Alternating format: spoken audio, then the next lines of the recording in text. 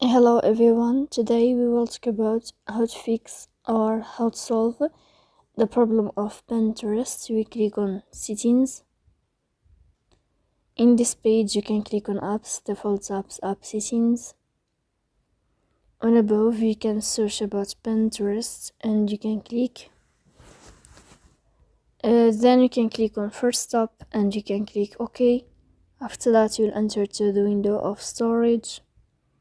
Here you can click clear cache. In the end you can turn off your Wi-Fi and you can turn on your Wi-Fi again to fix that problem you have on Pinterest. And if it's not working with you, then you can go to Play Store and you can update your app.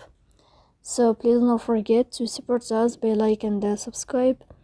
See you next time in another video, and thank you for your attention and your watching.